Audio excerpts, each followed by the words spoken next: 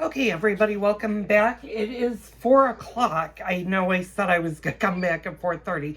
I'm actually going to pull the pork chops out of the refrigerator right now. Now, they need to rest for about half an hour before you start frying them. When you pull them out this early, I don't want to start frying them until about 5:30.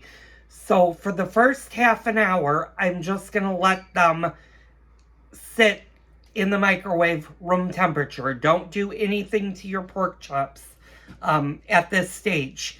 The reason is if you go to flour them this early, what happens is the longer they sit, the more moisture your flour is going to take in, and the pork chops are not going to fry up nice and crispy like they should. So I'll be right back. I'm going to grab our pork chops.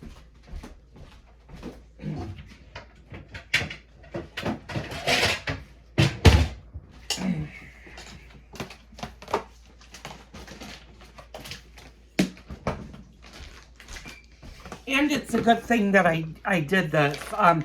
These just came out of the freezer yesterday. They're still a little bit frozen. They're in their freeze bag. One thing when we were talking about the food saver, which is that thing over there, sometimes if you have something sit, and this was done on June 1st of 2022, so actually not that long ago, but this didn't, you can tell that this didn't get sucked. There is actual air in the bag, and you can kind of see that. So, what you should always do, if you're using a food saver, always put it on a plate and put it in the microwave.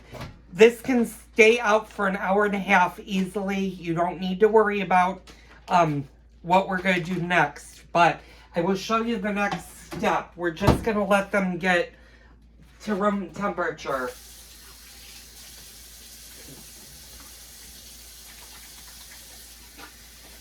And like I said, this is a really, really good meal. My husband likes this. I've had this meal most of my life. My grandmother, when she was alive, would make this at least once a month. We like it. I don't make it as often as that. I make it maybe 2 or 3 times a year, maybe a little bit more depending on the weather. I like more grilled things than fried things. It's all about healthy living. You could probably definitely do this in an air fryer. I've never tried it, so I don't know what the results would be like in an air fryer. I've always used the frying pan. Since we're talking about the fry pan, I'm going to move you guys a little bit. We're also at some point going to be talking about this, and this is all of my alcohol. I'm going to do a couple of videos with my husband. He actually went to bartending school, and I'm going to have my husband make a couple of our favorite drinks and teach you about making cocktails in the house, which should be a fun video. That's probably going to be maybe a couple of videos. My favorite is the candy cane martini, and usually that's he does for me. Well, he does that around my birthday if I'm really nice and I ask him to. But that's more of my Christmas go-to drink. So we'll be dealing with that. I just went to my pantry, and like I said, I have this pure vegetable oil. Was bought at probably Aldi's. If you can get a good vegetable oil, you're gonna want that.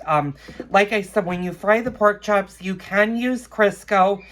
Just make sure it's the original Crisco and not the buttered flavored Crisco. You can use lard. Lard is a little bit harder to find. And keep in mind with lard, if you're going to use lard, once you open lard, lard needs to be stored in the refrigerator. Otherwise, your lard will go rancid very, very quickly. I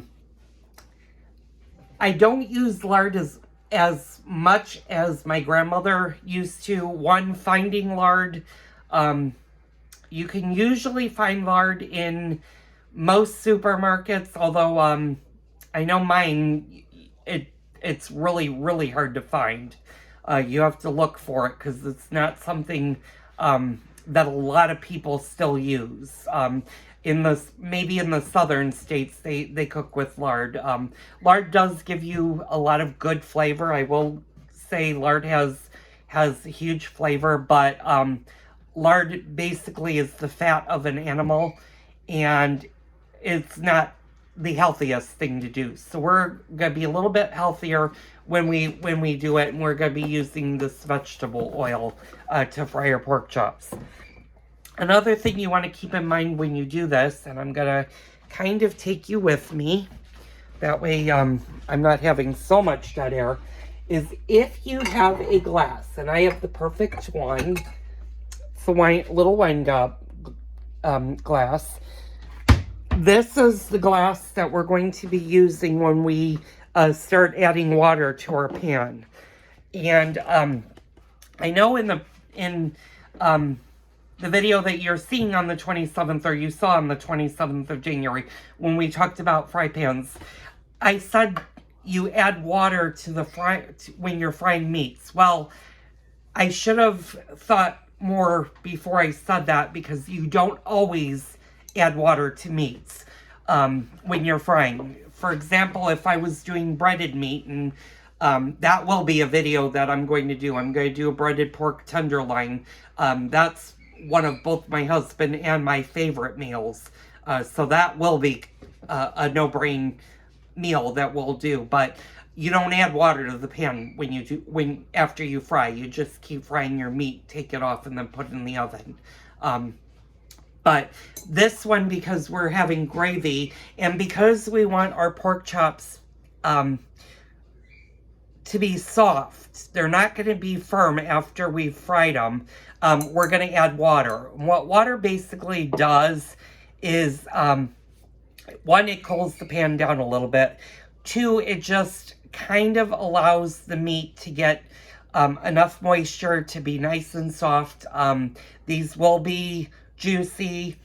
They'll be really great, but the water that we're going to use in the fry pan is going to turn into our gravy, and I will show you how to do that after the pork chops are cooked. They take roughly an hour. They take about an hour and 12 minutes. Sometimes they take a little bit longer, because when you fry each side, you're going to fry each side about 5 to 7 minutes, depending on what the oil and what the fry pan does. But after you've fried both sides, that's when you're going to start putting the hot water in. And you're going to do that every 15 minutes for 1 hour. So you're going to do that 4 times the cook. Sometimes you only need to do 3, and then your 4th one will be when you actually start to make the gravy. But you'll see, and I'll show you as I go through how to do this, what we're going to be doing with the pork chops tonight. So stay tuned.